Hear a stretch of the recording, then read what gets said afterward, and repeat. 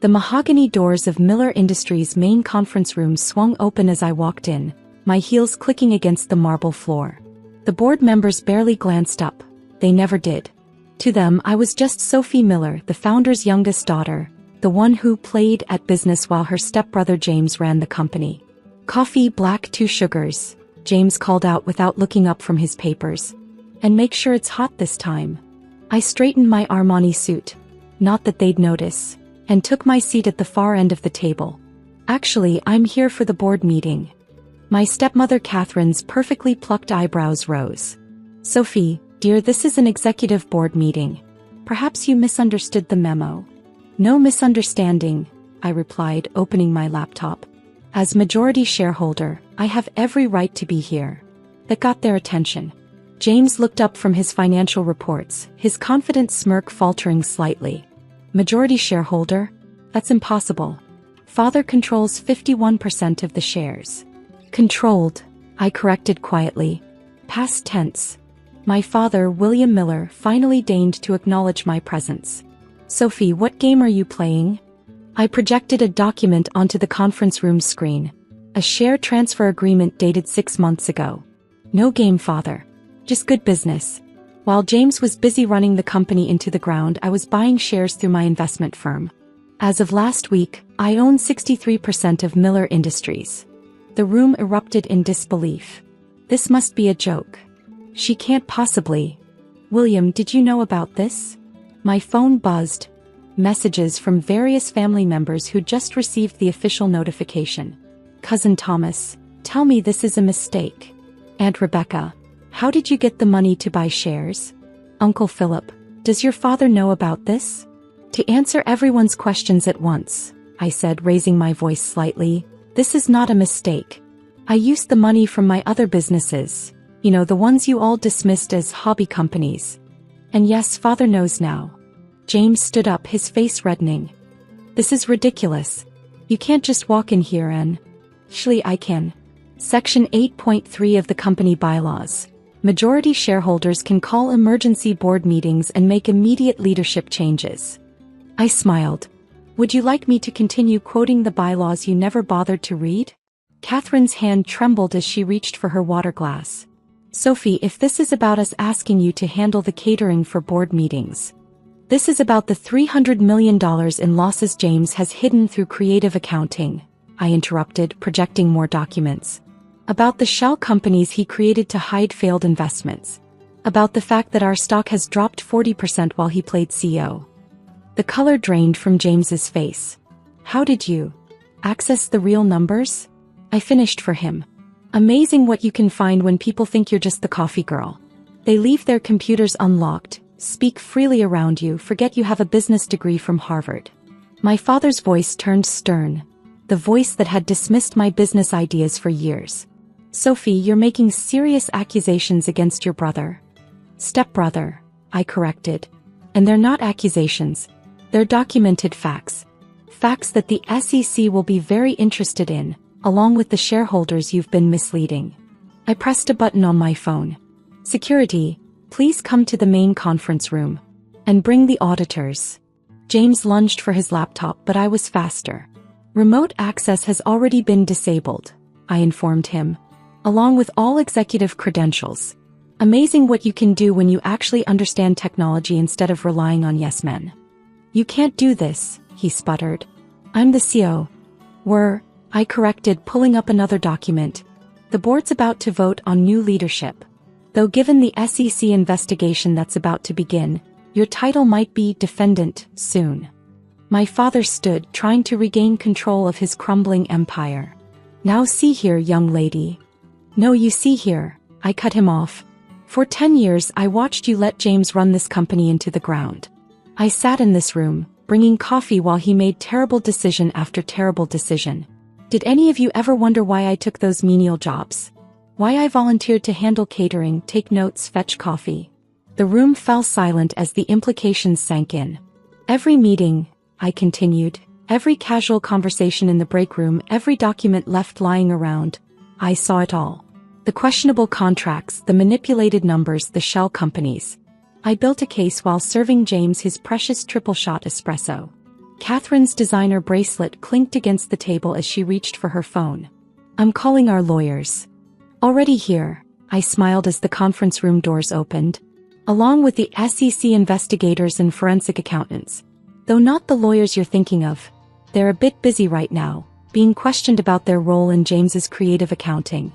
The security team filed in, followed by stern-faced men and women carrying briefcases. Ms. Miller, the lead investigator, nodded to me. We're ready to begin. James's face went from red to pale. You're working with the SEC? Have been for months, I confirmed. Those weekend charity events I organized? Perfect cover for meetings with investigators. You all thought I was just plain party planner. My phone buzzed again, more family messages. Cousin Sarah, OMG, what's happening? Uncle George, the SEC? What did you do? Aunt Margaret, our shares. What about our shares? Your shares are safe, I announced to the room. Well, as safe as they can be given how much value James has destroyed.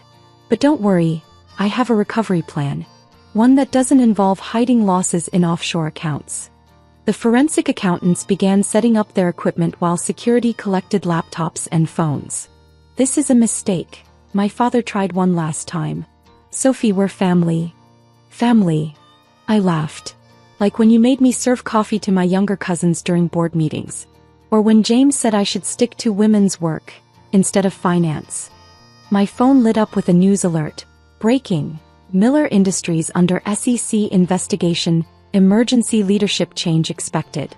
The forensic accountants worked methodically, their presence making James increasingly nervous. He kept glancing at his phone, probably trying to delete evidence, not knowing I'd already secured copies of everything. Let's review the last 3 years, I said, pulling up more documents. Project Phoenix, a $100 million investment in a tech startup that mysteriously vanished. Care to explain that, James? That was a legitimate business loss, he protested weakly. Really? Because the money trail leads to a shell company in the Caymans. Your shell company? I turned to the board members. Did any of you approve this investment? Did you even know about it? The blank faces around the table answered my question. Then there's the Richardson merger, I continued. James reported a $50 million acquisition cost to the board. The actual cost? $75 million. The difference conveniently disappeared into offshore accounts. My father's hands gripped the armrests of his chair. These are serious allegations. Facts, I corrected, nodding to the SEC investigators. All documented, all verified. Would you like to see the evidence I've collected while serving your coffee for the past 3 years? Catherine stood up, her designer outfit suddenly looking like expensive armor. This is absurd. You can't possibly understand these complex business matters. Harvard MBA summa cum laude, I interrupted. Plus a master's in financial forensics. You'd know that if you'd ever bothered to read my resume instead of asking me to handle the Christmas party planning. My phone buzzed with breaking news alerts. Miller Industries stock halted amid EC probe. Major leadership shakeup expected at Miller Industries. Sources report massive accounting irregularities. James made a desperate grab for his briefcase, but security was faster. In that briefcase, I informed the investigators, you'll find documents about Project Chimera, another failed investment hidden through creative accounting. James has a copy of the real numbers in the false bottom. How did you, James sputtered, know about the false bottom? I smiled. I've been watching you hide documents there every Tuesday after the executive meetings. Amazing what you notice when people think you're just part of the furniture.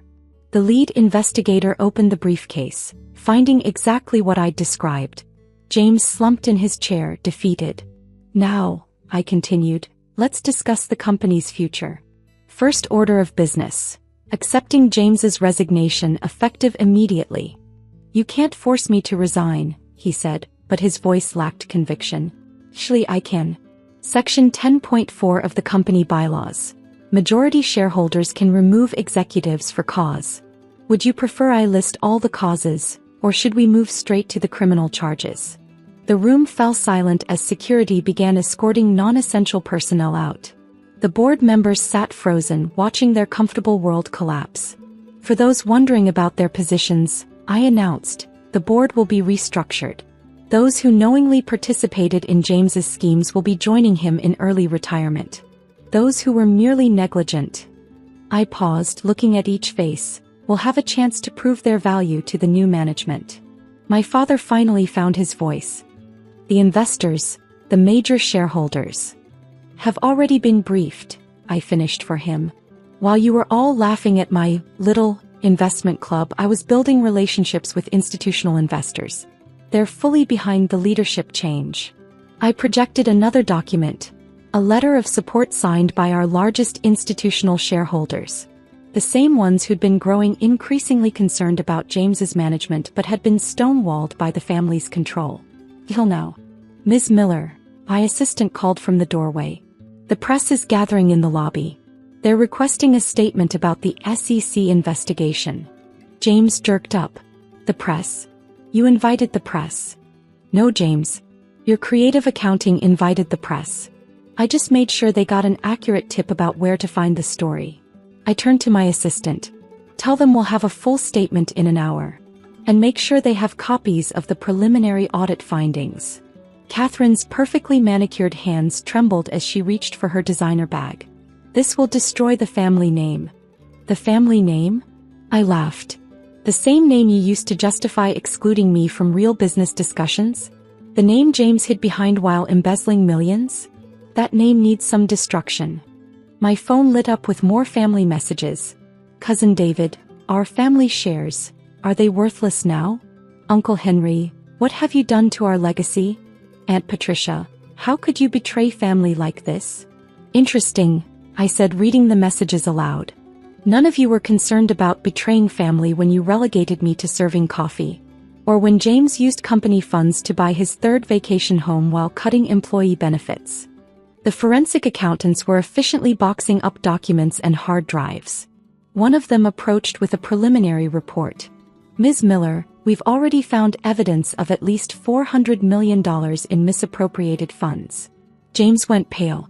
My father's hands gripped his armrests so hard his knuckles turned white. Thank you, I said, taking the report. Please make sure the SEC gets copies immediately. I turned back to the stunned faces around the table. Now, shall we discuss the company's restructuring plan? Or would anyone else like to try explaining these numbers first? The doors opened as security and board members filed in. The board chairman, Mr. Harrison, who had secretly supported my investigation, nodded respectfully in my direction. Ms. Miller, he announced formally, the board has unanimously approved your appointment as CO, effective immediately. James collapsed into his chair, his perfect world crumbling. The board? Our board? Dad, you're the chairman emeritus. Stop this. Father looked at the financial records still displayed on the screen, then at the board members. The truth was finally sinking in. You all knew about this? We've been watching Sophie's progress for years, Mr. Harrison explained. While James was hiding losses, she was building a reputation in the financial world under her professional name. Professional name? Catherine's perfectly manicured hand clutched her designer bag. What professional name? I smiled. Sarah Maxwell. The same Sarah Maxwell who was named Financial Times CEO of the Year last month. The one James actually quoted in his presentation earlier about innovative business strategies. The irony of James unknowingly praising my business acumen in his last presentation as CEO wasn't lost on anyone in the room. That's impossible, Mother whispered. Sophie. Sarah Maxwell. She's the youngest woman to build a billion-dollar investment empire? I finished for her. The one who turned around failing companies like Preston Global and TechFusion? Yes, that's me. Though you'd know that if any of you had bothered to check what I was actually doing instead of assuming I was playing at business. Security approached James. Sir, we need you to step away from your computer. SEC protocols require immediate securing of all executive devices. This is our company, James protested weakly. Our family's legacy. And I'm family, I reminded him. The family member you all dismissed. The one you said would never understand real business.